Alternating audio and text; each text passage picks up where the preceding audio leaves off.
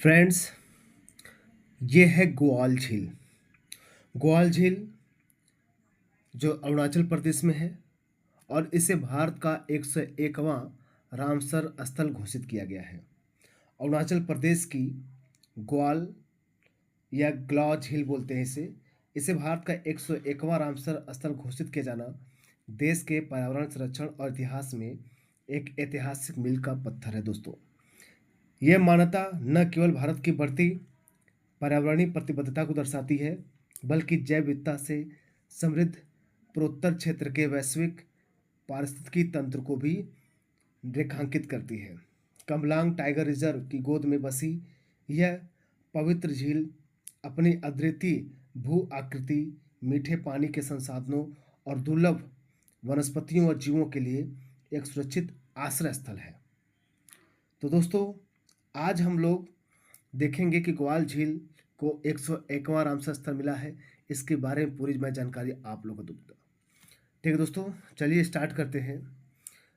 देखिए, अरुणाचल प्रदेश का ये पहला रामसर स्थल है। ये अगस्त 2026 में केंद्रीय पर्यावरण, वन और जलवायु परिवर्तन मंत्री, जो केंद्रीय पर्यावरण है, देखिए इसके पहले प्रकाश जावड़ेकर साहब थे, तो इसके बाद अब कौन, भूपेंद्र यादव हो गए हैं।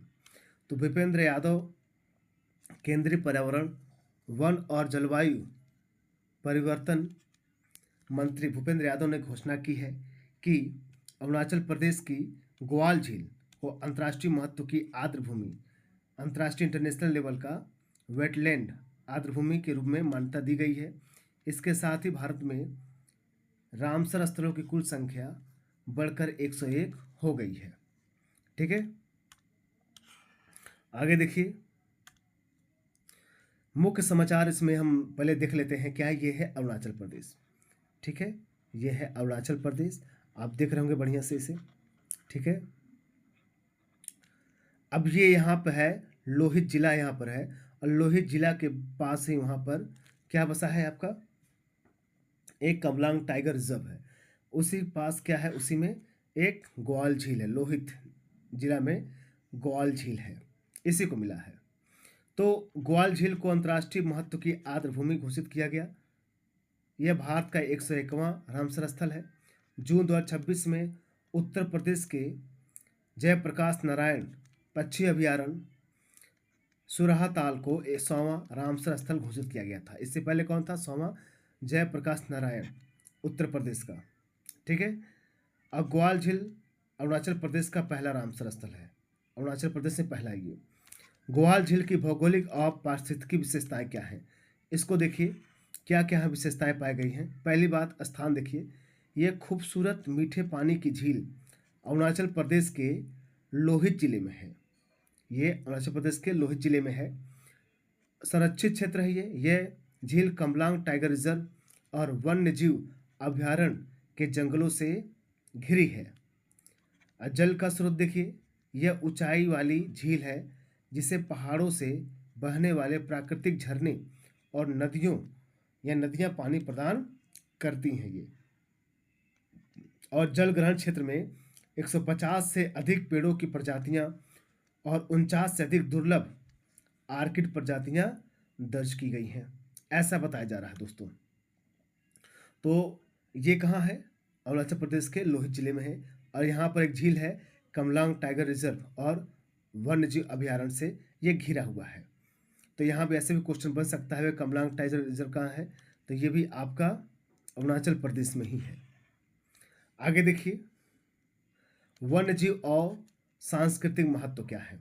बाघों और बिल्लियों का घर, कमलांग क्षेत्र बाघ, तेंदुआ, क्लाउडेड लेपर्ड और हिम तेंदुआ जैसी 4 प्रमुख बड़ी बिल्ली प्रजातियों का सुरक्षित निवास स्थान है।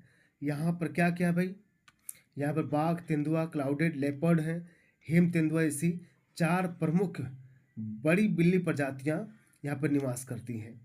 और दुर्लभ पक्षियाँ भी यहाँ पर हैं। अंतर्राष्ट्रीय वर्ल्ड लाइफ द्वारा इसे महत्वपूर्ण पक्षी और जैव विविधता क्षेत्र घोषित किया गया है।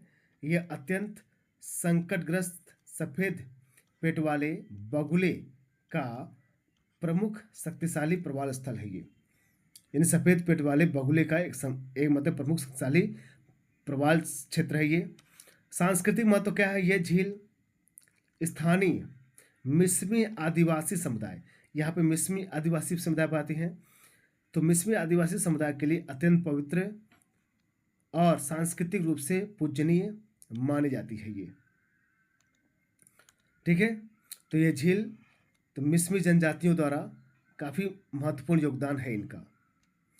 अब देखिए रामसर कन्वेंशन क्या है, जिसने इसे 101वां रामसर स्थल घोषित किया गया है। देखिए इसकी स्थापना अंतर्राष्ट्रीय संधि 2 फरवरी 1971 को ईरान के, देखिए 2 फरवरी को ही विश्व आर्द्रभूमि दिवस मनाया जाता है, तो 2 फरवरी 1971 को ईरान का एक शहर है रामसर शहर में हस्ताक्षरित की गई थी। इसी कारण इसे यह नाम दिया गया। दुनिया भर में तेजी से लुप्त हो रहे दलदली झीलों, क्षेत्रों और नदियों आर्द्रभूमियों का संरक्षण करना, उनका टिकाऊ उपयोग सुनिश्चित करना है।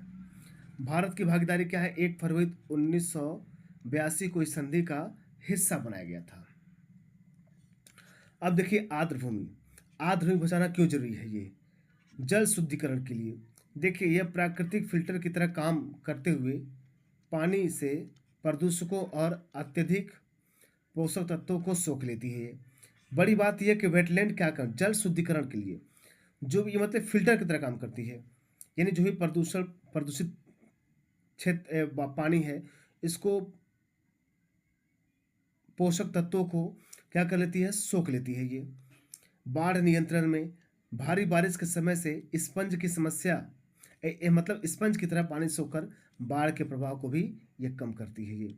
जलवायु परिवर्तन से मुकाबला, ये भारी मात्रा में कार्बन को अपने भीतर जमा करती हैं, जिससे ग्लोबल वार्मिंग का खतरा कम रहता है।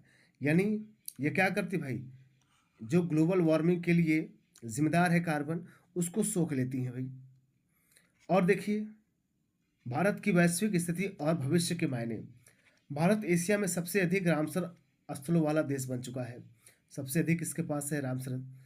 और वैश्विक स्तर पर यूनाइटेड किंगडम 176 और मैक्सिको पास 144 के बाद भारत अब दुनिया के तीसरे स्थान पर है। यानी सबसे नंबर 1 पे कौन है, यूनाइटेड किंगडम है, मैक्सिको है, उसके बाद भारत है। ग्वाल झील को यह दर्जा मिलने से इसे अंतर्राष्ट्रीय स्तर पर फंड, वैज्ञानिक अनुसंधान सहायता और बेहतर कानूनी संरक्षण मिलेगा ये। और पर्यटन को बढ़ावा भी मिलेगा, स्थानीय रोजगार के अवसर बढ़ेंगे और उत्तर पूर्व भारत में पारिस्थितिकी संरक्षण को भी मजबूती मिलेगी। तो ग्वाल झील जैव विविधता सांस्कृतिक संरक्षण का एक संगम है। तो दोस्तों आपने देखा कि कैसे किस प्रकार इसको रामसर का दर्जा मिला है। ठीक है, रामसर क्या है और ये ग्वाल झील कहाँ है, इसके बारे में मैंने पूरा इन्फॉर्मेशन दिया है। तो ऐसे ही इन्फॉर्मेटिव वीडियो पाना चाहते हैं तो हमारे इस यूट्यूब चैनल सिद्धार्थ एजुकेशन से जरूर जुड़िए। आपको डेली ऐसी वीडियो मिलती रहेंगी। तो मिलते हैं नेक्स्ट वीडियो में, तब तक के लिए नमस्कार।